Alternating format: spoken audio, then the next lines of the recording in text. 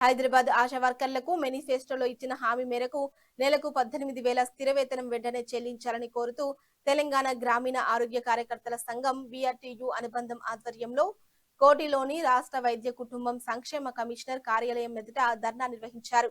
వివిధ జిల్లాల నుంచి పెద్ద సంఖ్యలో ఆశా కార్యకర్తలు తరలివచ్చి ఆందోళనలో పాల్గొన్నారు. ఈ సందర్భంగా కొరుట్ల ఎమ్మెల్యే డాక్టర్ సంజయ్ మాట్లాడుతూ కాంగ్రెస్ ప్రభుత్వం అధికారంలోకి వచ్చి 1000 రోజులు కావస్తున్నా ఆశా వర్కర్లకు ఇచ్చిన హామీలను అమలు చేయడం లేదని విమర్శించారు.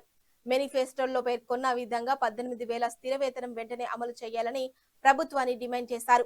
బీఆర్టీయూ రాష్ట్ర అధ్యక్షుడు రాంబాబు యాదవ్ మాట్లాడుతూ ఆశా వర్కర్లకు ఉద్యోగ భద్రత కల్పించాలని, ఏఎంసీ టార్గెట్లను తక్షణమే ఎత్తివేయాలని కోరారు. బిఎల్ఓలు విధుల నుంచి ఆశా వర్కర్లను మినహాయించాలని, ప్రభుత్వం పథకాలన్నింటినీ వారికి వర్తింపచేయాలని డిమాండ్ చేశారు. ఖాళీగా ఉన్న ఆశా వర్కర్ల పోస్టులను వెంటనే భర్తీ చేయాలని కోరారు. డిమాండ్లను పరిష్కరించకపోతే 20,000 మంది ఆశా వర్కర్లతో కమిషనర్ కార్యాలయాన్ని ముట్టడిస్తామని హెచ్చరించారు. సంఘం అధ్యక్షురాలు రావుల సంతోషి మాట్లాడుతూ ఆశా వర్కర్ల సమస్యలను ప్రభుత్వం తక్షణమే పరిష్కరించాలని కోరారు. అనంతరం ప్రతినిధి బృందం అధికారులకు వినతి పత్రం అందజేసింది. ఆశా వర్కర్లు కార్యాలయంలోకి వెళ్లేందుకు ప్రయత్నించడంతో పోలీసులు అడ్డుకున్నారు. దీంతో ఇరు వర్గాల మధ్య తోపులాట జరగడంతో కొద్దిసేపు ఉద్రిక్త పరిస్థితి నెలకొంది. పోలీసులు పలువురు ఆశా వర్కర్లను అదుపులోకి తీసుకున్నారు.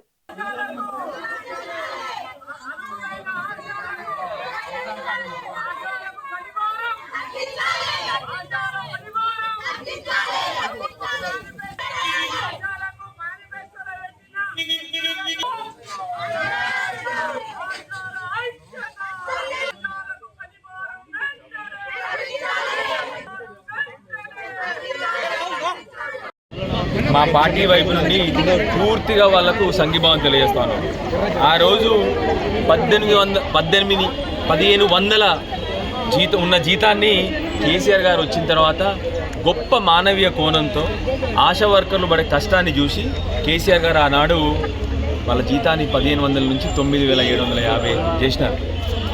ఈ ప్రభుత్వం కేసీఆర్ గారు 9,700 ఇచ్చినారని చెప్పి ఆ రోజు అర్రాజు పాడి మేము 18,000 ఇస్తాము, 100 రోజుల్లోనే నేను రాగానే 100 రోజుల్లోనే 18,000 ఇస్తా అని చెప్పి రేవంత్ రెడ్డి గారు ఈ మహిళలందరికీ వాగ్దానం చేశారు.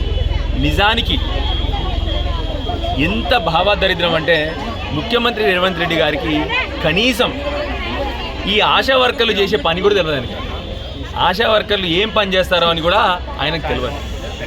వాళ్ళు పడే కష్టాలు, ఇంటింటికి పోయి జ్వరసరాలు కానీ, గర్భిణులు చూసుకోవడం కానీ, వ్యాక్సినేషన్లు కానీ, ఎట్లాంటి వెట్టి చాకరి ఉన్నా కూడా ఆఖరికి బియ్యంలో జాబ్ కూడా వాళ్ళే చేస్తూ ఉన్నారు. ఇవాళ ఇంటింటికి తిరిగి వాళ్ళు చేస్తున్న కష్టం వర్ణించలేటువంటిది. అలాంటి కష్టాలు పడుతూ ఉంటే మహిళలకి 33 నెలలు అయిపోయింది. ఇప్పుడు ముఖ్యమంత్రి రేవంత్ రెడ్డి గారు ముఖ్యమంత్రి 100 రోజుల్లో చేస్తా అన్నది 1000 రోజులు అవస్థా ఉంది. ఇంకో వారం అయితే 1000 రోజులు అవస్థా ఉంది. కనీసం రూపాయి జీతం పెంచలేదు.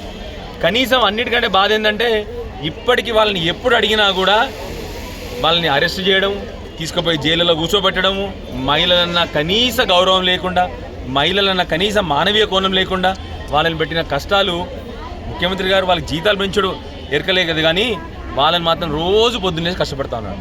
అందుకొరకే చెప్పేది, ఇట్లాంటి ముఖ్యమంత్రి ఉంటే మా ఊర్లలో మాట్లాడుతూ ఉన్నారు. ఇవాళ మా కాన్స్టిట్యున్సీ గ్రామీణ ప్రాంతంగా మాట్లాడుతూ ఉన్నారు. సత్య హరిశ్చంద్రుడు ఎప్పుడూ అబద్ధం చెప్పలే, రేవంత్ రెడ్డి ఇప్పటివరకు ఒక నిజం చెప్పలే. ఆ పరిస్థితిలో ఉంది వాళ్ళ రాష్ట్రం. కనీసం ఇప్పటికన్నా ముఖ్యమంత్రి రేవంత్ రెడ్డి గారిని కోరుతా ఉన్నా, వాళ్ళ బాధలు ఏందో కనుక్కోండి, కనీసం వాళ్ళు చేసే పనిని కనుక్కోండి. ఉత్తుత్త సినిమా డైలాగులు కొట్టి 9,750 కేసీఆర్ ఇస్తే 18,000 ఇస్తాను సినిమా డైలాగులు కొట్టడం కాదు.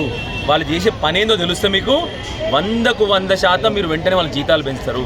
దయచేసి మీతో రిక్వెస్ట్ ఏంటంటే ముఖ్యమంత్రి గారిని ఆశా వర్కర్ని పిలవండి, కూర్చోబెట్టి మాట్లాడండి. వాళ్ళు మా తెలంగాణ మహిళలు.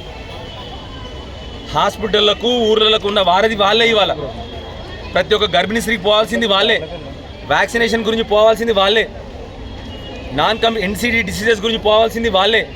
దయచేసి రాష్ట్ర పరిస్థితి ఏముందో కూడా మీకు చెప్పగలుగుతారు వాళ్ళు.